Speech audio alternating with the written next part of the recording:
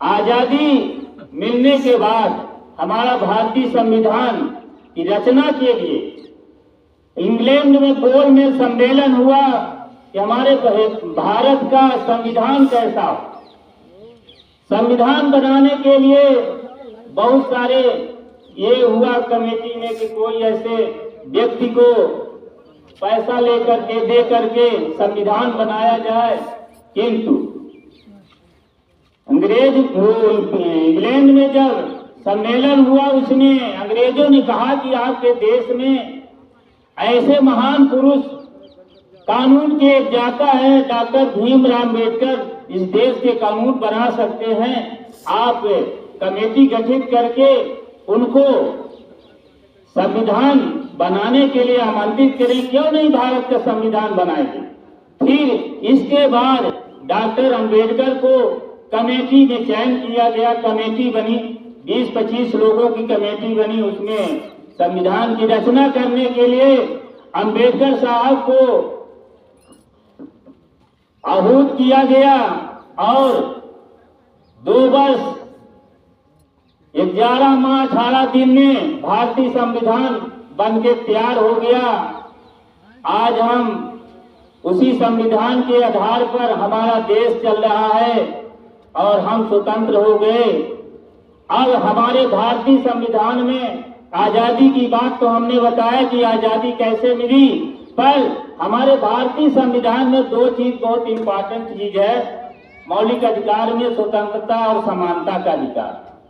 आज हम स्वतंत्रता तो कैसे मिली, हम स्वतंत्र हैं अपनी बात कहने के लिए, कहीं भी हम बात करने के लिए स्वतंत्र हैं। अंग्रेजों के जमाने में यही बात स्वतंत्रता नहीं थी कि अगर कोई भी बात, अगर अन्याय हो रहा है, अत्याचार हो रहा है, अगर अपनी बात बोलने का मुझे अधिकार नहीं। किंतु जब से संविधान मेरा लागू हुआ तब से मुझे बोलने का अधिकार है, आजादी है, स्वतंत्रता है। रही समानता की बात, अब मुझे इस देश में आर्थिक सामाजिक समानता होना चाहिए। हम भारत के अंदर हर कई प्रकार के समुदाय के लोग हम भारत में एकता के रूप में रह रहे हैं, तो किसी प्रकार का समानता के दृष्टिकोण से भेदभाव नहीं होना चाहिए।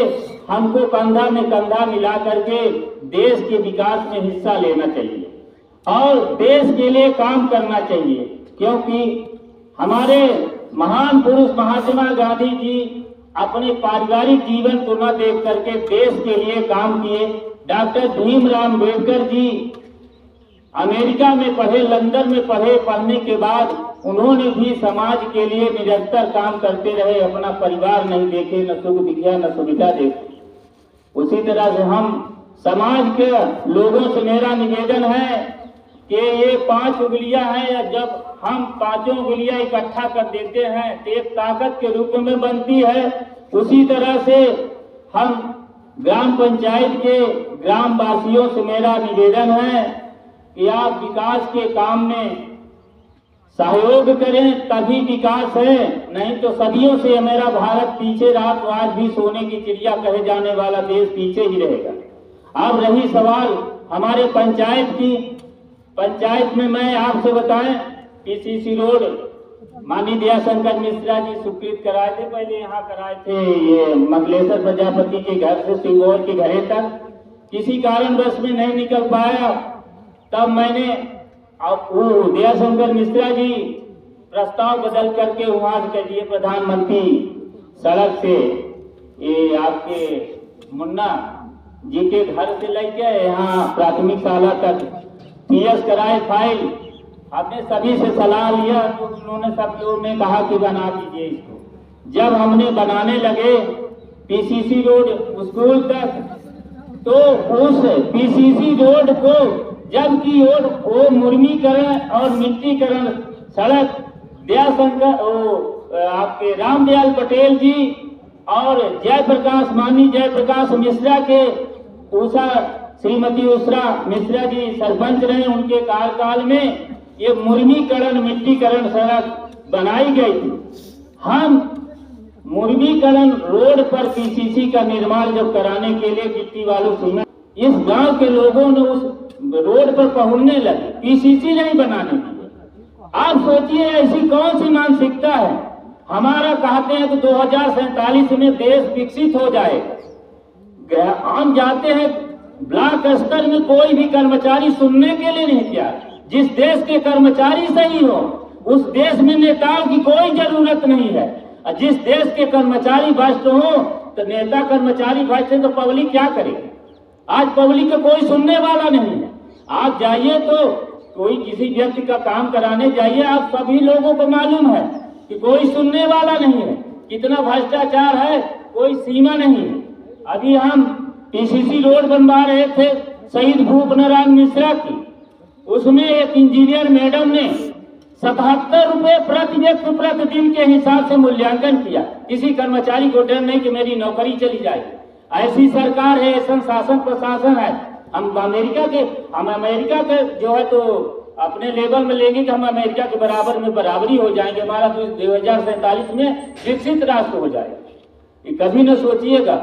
जिस देश में भेदभाव है, एकता नहीं है, हम एक होकर के कोई काम नहीं कर रहे हैं। कोई काम कर रहा है उसमें रोड़ा पैदा कर रहे हैं, प्रतिबंध कर रहे हैं, रोक लगा दे, पहुंचते रहे हो पीसीसी रोड पर। ऐसे में कहा था स्कूल, आप शिक्षा पे जाइए क्षेत्र, जिस गांव में स्कूल नहीं है आप जाइए ब्लॉक स्तर बता दिए हमारे किले स्कूल में स्कूल ही नहीं है प्राथमिक स्तर, वहाँ के बच्चे क्या पढ़ेंगे, क्या देश के विकास करेंगे। जब शिक्षा के जाना नहीं रहेगा तो क्या करेंगे। आज लोकतंत्र लागू है, लिखित संविधान है, जो कुछ भी हमारे बच्चे पढ़ते हैं लिखित में पढ़ते हैं, लिखाया जाता है, पढ़ाया जाता है, समझाया जाता है। तो आप जब ये व्यवस्था हमारे किलो स्कूल में नहीं है, पढ़ने के बच्चों को बैठने के स्थान नहीं, सभी लोग यहाँ के गांव के लोग हर 5 वर्ष में चुनाव होता है, वोट देते हैं। आप सांसद से नहीं कह सकते, विधायक से नहीं कह सकते हैं कि स्कूल के लिए पैसा दे दीजिए, स्कूल बन जाए। हमको न सांसद विधायक से पैसा मिल रहा है, जब कहीं से नहीं मिल रहा। मैंने दिया, ये आंगनबाड़ी के बाउंड्री के लिए दिया, हैंडपंप के लिए प्रस्ताव दिया, स्कूल के लिए दिया।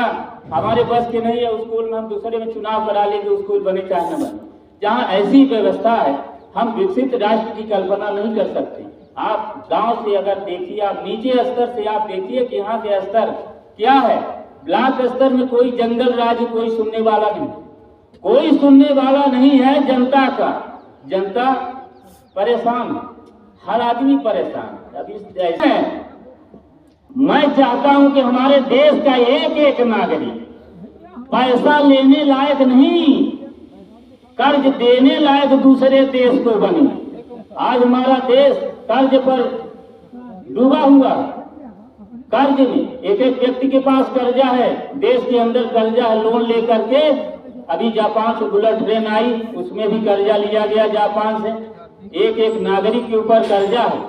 हम विकसित राष्ट्र कैसे बना सकते हैं ऐसी स्थिति में? तो हम सरपंच अकेला क्या कर सकता है? हम ग्राम सभा होता है, ग्राम पंचायत की बैठक होता है, कोई पंच नहीं जाते।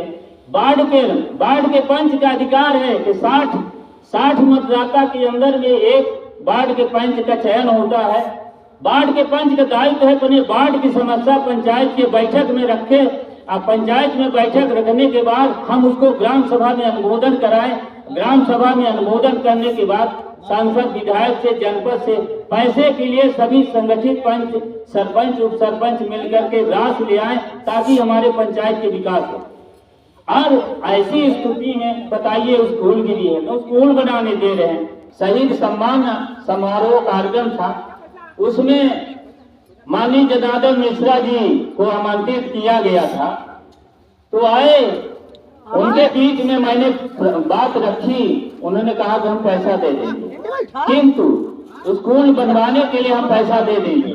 फिर बाद में ये हुआ कि शहीद भूपनारायण मिश्रा, मैं दयाशंकर मिश्रा जी कहें शहीद भूपनारायण मिश्रा के नाम से प्रस्ताव दे दीजिए तो स्कूल बन जाएगी। तो हमने कहा मेरा लक्ष्य ये है कि स्कूल बने चाहे जैसे के बने, पर अब आज 26 जनवरी है, हमारे बीच में जनता जनार्दन पधारे हुए हैं। हमने प्रश्न रहा हूँ काल हमारा देश में अन्याय, अत्याचार, भ्रष्टाचार जैसे अंग्रेजों का था वैसा नहीं होगा। आज हम चारों तरफ देख रहे हैं, भ्रष्टाचार का आलम है, कोई सुनने वाला नहीं, कोई जनता का काम लेके जाता हूँ, कोई काम करने के लिए नहीं तैयार। पर मैं अपने ग्राम पंचायत के नागरिकों से मेरा निवेदन है कि अगर हम 5 उंगली है, 5 उंगली इकट्ठा कर देता हूं तो एक ताकत के रूप में बनता है। कोई भी अत्याचार करने वाला व्यक्ति हो, अगर जनता की अदालत में सब कुछ अन्याय खत्म हो जाएगा, पर जनता चाहेगी तब, और जनता नहीं चाहेगी तो कुछ नहीं होने वाला। इसलिए हम जनता से निवेदन करते हैं कि जनता की अदालत है, जनता की अदालत से बढ़ करके ऊपर भी कोई बड़ी अदालत नहीं है। इसलिए हम आप लोगों से मेरा गुजारिश है कि ग्राम पंचायत के विकास के लिए सहयोग करेंगे तभी हम विकास। इसीलिए मैंने पीसीसी रोड का काम बंद कर दिया, 77 रुपये प्रति व्यक्ति।